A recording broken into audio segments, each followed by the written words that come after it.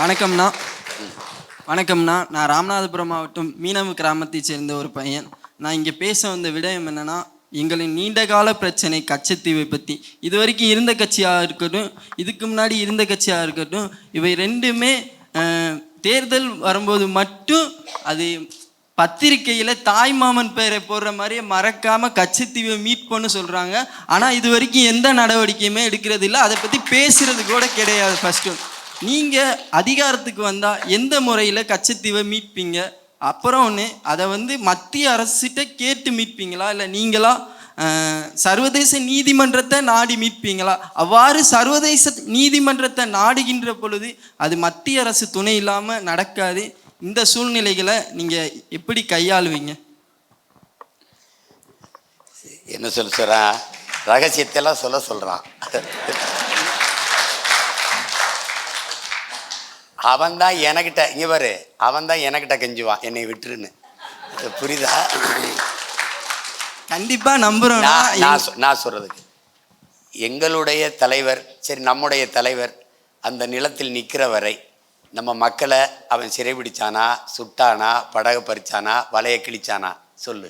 இல்லைண்ணா, கண்டிப்பாக கிடையாது. அங்கே ஒருத்தன் நிற்கும்போது, ஒரு வீர மகன் நிற்கும்போது அவனால் தொட முடியல. இங்கே உங்கள் அண்ணன் உட்கார்ந்த போது அவன் தொட்டுட்டான்னா நீ நிற்க. கண்டிப்பாண்ணா, கண்டிப்பாக அந்த நம்பிக்கை இருக்குண்ணா. அதனால தான் நீ கச்சத்தீவை எடுன்னு சொன்னில, அவன் இப்போ பாரு நம்ம ஆளுக்கு கதர் வாங்கி பாரு. என்னங்க இப்படி பண்ணுறீங்க? எப்படி பண்ணுறோம்? நான் நெய்தல் படை கட்டும்போது உனக்கு இதை எப்படி சொல்கிறதுன்னு தெரியல. அதுக்கு வேற வழக்க போட்டு வேற வச்சிருக்கான் என் மேலே. இந்த பாரு, நெய்தல் படை நான் சொல்லும்போது எல்லாம் சிரித்தான். நீ கோஸ்ட் கார்டுன்னு வச்சுருக்கீல்ல, அதை நான் தமிழில் நெய்தல் படையாக கட்டுறேன். கேரளாவில் பினராயி விஜயன் கட்டி நான் சொன்ன மாதிரியே சீருடையெல்லாம் போட்டு அணிவகுப்பு நடத்தும் போது இவன் ஆஹாஹாண்ணா நான் சொல்லும்போது என்னை கேவலமாக பேசுவான். என்னை சொல்கிறவன் சீமாங்கிறனால அவனுக்கு சிரிப்பாக இருக்கும். மீனவர்களை அந்த படையில் எடுப்பேன். அவனுக்கு கல்வி தகுதி இருக்காது, உடல் தகுதி இருக்காது. முதல் தகுதி நீச்சல் தெரியுமா, படகோட்ட தெரியுமா, இது புரியுதா? படையில் எடுத்துருவேன், பயிற்சி கொடுத்துருவேன். நீ சாப்பாடு கொண்டு வர, பெட்ரோல் கொண்டு வர, அதெல்லாம் பேச்சு கிடையாது. நான் கொடுக்குற கையெறி குண்டை கொண்டு வரேன். எப்படி குண்டை கொண்டு வர, அவன் தொட்டான்னா தூக்குடா அப்படின்னு போட்டேன்னு வச்சுக்க. தமிழன் யார் என்பது எனக்கு தெரியும், சிங்களம் யார் என்பதும் எனக்கு தெரியும். ஒரு தடவை போட்டேன்னு வச்சுக்க, ஏன் பக்கத்திலே வரமாட்டேன். புரியுதா? கண்டிப்பா. இப்போ பாருங்க, எப்படி சொல்றாரா, அப்படி சொல்றாரு, இராணுவத்தை மதிக்கலம்ப. நான் மதிக்கிறேன். ஆனால் ஒரு தடவையாவது என் மீனவனை தாக்கும்போது நீ தடுத்து காப்பாற்றிருந்தீன்னா நான் மதிப்பேன். குஜராத்தில் ஒரு மீனவனை பாகிஸ்தான் கடற்படை இராணுவம் கைது பண்ணி கொண்டு போகும்போது பின்னாடியே விரட்டி போய் அந்த கடற்படை, இந்திய கடற்படை இராணுவம் மீட்டு கொண்டு வந்துச்சுல, அப்படி ஒரு தடவையாவது இந்திய கடலுக்குள் நிற்கிற கடற்படை இராணுவம் என் மீனவனை கைது பண்ணும்போது தடுத்து காத்ததாங்கிறதான் கேள்வி. அப்போ வேற வழி கிடையாது. என்னையை நான் தற்காத்து கொள்வதற்கு ஒரு படையை கட்டுவேன், இந்த கோரிக்கையை வைப்பேன். கச்சத்தீவை இருப்பாரு, ஒரு தடவை இப்படி பாரு, இது எப்படி இருக்கும் பாரு. இப்போ இப்போ இப்போ நம்ம அதிகாரத்துக்கு வந்துட்டோம். இப்போ பாரு, ஒரு சட்டசபையில் வேலை, கச்சத்தீவை திருப்பி எடு, ஒரு சட்டம் போட்டு அனுப்புகிறேன். என்ன குரல் வரும்னு சொல்கிறேன். கொடுத்தது தான், திருப்பி எடுக்க வேண்டும் என்கிற பேச்சுக்கே இடமில்லை. இதுவரைக்கும் அதான் வந்துக்கிட்டு இருக்கு. திருப்பி நான் கச்சத்தீவை திருப்பி எடு, இல்லை என்றால் என்னை பிரித்து விடு, என்னை பிரித்து விடு. இப்போ கச்சத்தீவு இந்தியாவோடதா? கேள்வி இல்லை. அது யாரோடது? என்னோட சொந்த நிலம், எங்கள் பாட்டன் சேதுபதியோடது. மன்னர் மானிய ஒழிப்பில் நீங்கள் எடுத்து அதை கொடுத்துட்டீங்க. சரி, இப்போ என் இனத்தின் வரலாற்று பகைவன் என் இன மக்களை சுட்டுக்கொள்வதை, தொடர்ச்சியாக சுட்டுக்கொள்வதை சகித்து கொண்டு நான் இருக்கணும்னு நீ நினைக்கிறியா? என் இனத்தை, இன மக்களை கொள்கிறவன் உனக்கு நண்பன் என்றால் நான் யார்? நான் நண்பனா பகைவனா? என் இனத்தின் பகைவன் உனக்கு நண்பன் என்றால் நான் யார்? இப்ப நான் வேணுமா அவன் வேணுமா? இந்த நாடு நாடாவதற்கு முன்பு இருந்து நிலைத்து வாழக்கூடிய பூர்வீகுடி மக்கள், இந்த நாட்டின் விடுதலைக்கு தூக்கல தொங்கிய செக்கிழுத்தவன், இந்த நாட்டின் இறையாண்மை தேசிய ஒருமைப்பாடு கட்டுப்பட்டு வாழ்பவன், வரி செலுத்தி வாக்கு செலுத்தி வாழ்ந்து கொண்டிருப்பவன், என்னை தாண்டி சிங்களின் மீது நட்பு கொண்டாட காரணம் என்ன?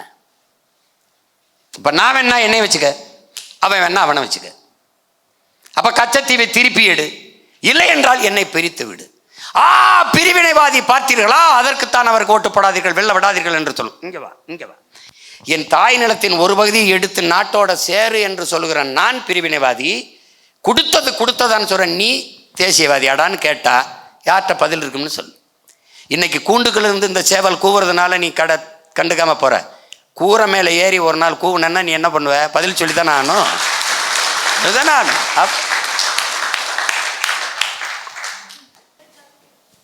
கவிதையா?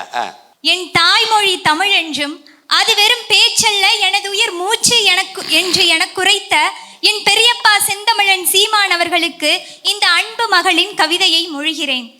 இந்திய வரைபடத்தில் கண்டேன் இறுதியாக அகப்பட்டது. மதிப்பெண்ணுக்காக மனனம் செய்து கொண்டிருந்தேன். அதை பற்றி சிறிதும் அறிந்திடாத நான் ஏதோ ஓர் சிறு தீவென்று கடந்து சென்றேன். பின் அறிய நேர்ந்தது அது வெறும் தீவென்று எம் இனத்தின் மெய்யும் குருதியும் உரிமைக்காக கொடையாய் தந்து போராடிய ஓர் புரட்சி நிலம் என்று. ஆம், யாரால் எவரால் ஓர் குரல் ஒலித்தது, ஓங்கி ஒலித்தது. விழித்தமிழா எழுத்தமிழா என்றது. உன் இனம் இறந்து விட்டது, துரோகத்தால் வீழ்ந்து விட்டது.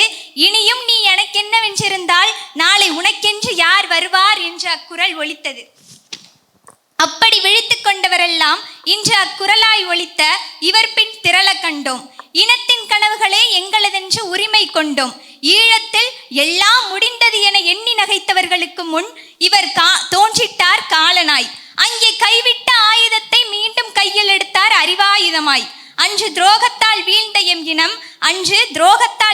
என் இனம் இன்று மீண்டு எழுந்தது இவரால். வீரஞ்செறிந்த ஆயுதம் ஏந்தி போராடிய இனம் இப்போது அதைவிட வீரியமாய் அறிவாயுதத்தை ஏந்தி நிற்கிறது இவரால். எம் தமிழினத்தின் தலைவர் பிரபாகரன் என்று எமக்கு அடையாளம் காட்டியதும் இவரே. மறைந்து அழிந்து கிடந்த வரலாற்றை எமக்கு கற்பித்ததும் இவரே. தமிழன் என்று தமிழனுக்கு உணர்த்தியதும் இவரே. திரைக்கவர்ச்சியில் மூழ்கி கிடந்த எங்களை அரசியல் படித்தியதும் இவரே. பலர் தன் கொள்கையில் சமரசம் கொண்டு சென்றவர்களுக்கு மத்தியில் எந்தவித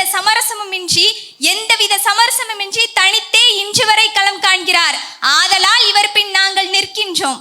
வெறும் அறிக்கையின் வாயிலாக அரசியல் செய்பவர்களுக்கு மத்தியில் களத்தில் மக்களோடு மக்களாய் நிற்கிறார். ஆதலால் இவர் பின் நாங்கள் நிற்கின்றோம். ஆணும் பெண்ணும் நிகரென நம் பாட்டன் பாரதி உரைத்தார். அவருக்கு பின் அவ்வாக்கை நிகழ்காலத்தில் நிரூபிப்பதும் இவரே. ஆதலால் இவர் பின் நாங்கள் நிற்கின்றோம். இன்று மட்டுமில்லை, என்றும் உறவாய் உயிராய் இறுதி வரை இவர் கரம் பற்றி நடப்போம். புலிப்படையாக உறுதியாக இம்மண்ணில் வென்று புதியதோர் தேசம் படைப்போம் நாம் தமிழராக.